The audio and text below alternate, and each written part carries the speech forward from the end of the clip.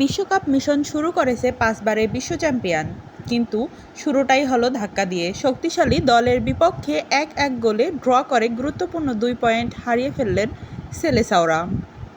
হ্যাঁ, এক দুর্দান্ত গোলে হার এড়িয়েছে ব্রাজিল, কিন্তু পুরো ম্যাচ শেষে ফুটবল প্রেমীদের মনে একটাই প্রশ্ন, কোথায় সেই চিরচেনা যোগবনিত? আর এই প্রশ্নের উত্তর খুঁজতে গেলে বারবার সামনে আসে একটি নাম, নেইমার। নেইমারকে ছাড়া কি ব্রাজিল শুধু একটা ভালো দল, নাকি তাদের আসল পরিচয়টাই হারিয়ে ফেলে? মরক্কোর বিপক্ষে ম্যাচটা যেন সেই প্রশ্নের উত্তরেই দিয়ে গেল। ম্যাচের শুরুতে মরক্কোর আধিপত্য। ম্যাচের প্রথম মিনিট থেকেই মরক্কো বুঝিয়ে দেয় তারা শুধু রক্ষণাত্মক ফুটবল খেলতে আসেনি। কোচ আক্রমণাত্মক হাই প্রেসিং কৌশল বেছে নেন, ফলে ব্রাজিলের ডিফেন্ডাররা বল নিয়ে স্বাভাবিকভাবে খেলতেই পারেনি। প্রথমার্ধে মরক্কো বারবার ব্রাজিলের মাঠ ভেঙে আক্রমণে উঠেছে। তাদের প্রেসিং এতটাই কার্যকর ছিল যে ব্রাজিলের মিডফিল্ড প্রায় বিচ্ছিন্ন হয়ে পড়ে। 4-2-3-1-এ সবচেয়ে বড় দুর্বলতা। 4-2-3-1 ফরমেশনের সবচেয়ে বড় সমস্যা ছিল নাম্বার 10 পজিশনে সৃজনশীলতার অভাব। মাঝমাঠে প্রায় একাই লড়াই করেছেন। অন্যদিকে মিডফিল্ডাররা বুঝেই উঠতে পারছিল না তারা ডিফেন্সকে সাহায্য করবে নাকি আক্রমণে এগিয়ে যাবে। ফলে ডিফেন্স আর আক্রমণের মধ্যে বিশাল একটা ফাঁক তৈরি হয়।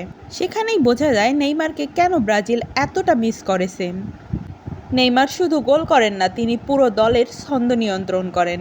তিনি নিচে নেমে এসে বল সংগ্রহ করেন, প্রতিপক্ষের প্রেস ভাঙেন এবং ড্রিবলিংয়ের মাধ্যমে মিডফিল্ড বাইপাস করেন।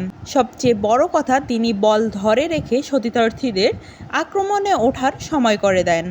মরক্কোর বিপক্ষে ব্রাজিলের কোনো প্লেয়ারই এই কাজটা করে উঠতে পারেনি। ফলে মরক্কোর মিডফিল্ডাররা সহজেই ব্রাজিলের ডিফেন্সের উপর চাপ সৃষ্টি করতে পেরেছে। এখন প্রশ্নে আসা যাক, ভিনিসিয়াস কেন একা হয়ে গেলেন? নেইমার মাঠে থাকলে প্রতিপক্ষের অন্তত 2 জন ডিফেন্ডার তাকে আটকাতে ব্যস্ত থাকে। এর ফলে উইংয়ে এবং অনেক বেশি জায়গা পেয়ে যান।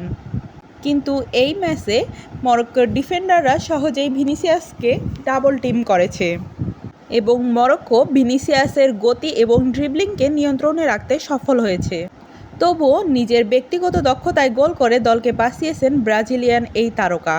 শুধু টেকনিক্যাল নয়, নেতৃত্বেও নেইমারের অভাব রয়েছে।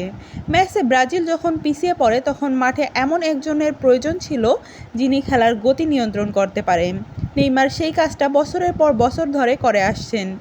তিনি ফাউল আদায় করে চাপ কমান, ডেড বল পরিস্থিতিতে সুযোগ তৈরি করেন এবং তরুণ খেলোয়াড়দের আত্মবিশ্বাস যোগান। এই ম্যাচে ব্রাজিলের আক্রমণে যে ছন্নছাড়া ভাব দেখা গেছে তা একজন অভিজ্ঞ নেতার অভাবকেই স্পষ্ট করেছে। নেইমারের কাফ ইনজুরির কারণে তাকে নিয়ে কোনো ঝুঁকি নিতে চাচ্ছেন না ব্রাজিলিয়ান মেডিকেল টিম। দীর্ঘ ইনজুরি কাটিয়ে ফেরার পর তাকে পুরোপুরি ফিট করেই মাঠে নামাতে চায় তারা, কারণ বিশ্বকাপের নকআউট পর্বে তার উপস্থিতিই হতে পারে ব্রাজিলের জন্য সবচেয়ে বড় অস্ত্র। কিন্তু এই ম্যাচে ব্রাজিলকে এতটা স্পষ্ট বার্তা দিয়েছে নেইমার ছাড়া কীভাবে হাই প্রেসিং দলের বিপক্ষে মাঠ নিয়ন্ত্রণ ধরে রাখতে হয়, সেই সমাধান দ্রুত খুঁজে বের করতে হবে। না হলে ষষ্ঠ বিশ্বকাপের স্বপ্ন শেষ পর্যন্ত অধরাই থেকে যেতে পারে। শেষে একটাই প্রশ্ন আসে, নেইমার ছাড়া কি ব্রাজিল সত্যিই বিশ্বকাপ জিততে পারবে, নাকি যোগবনিত ফিরে আনতে আবারও প্রয়োজন হবে তাদের সবচেয়ে বড় তারকাকে? কমেন্টে আপনার মতামত অবশ্যই জানিয়ে যাবেন। ধন্যবাদ।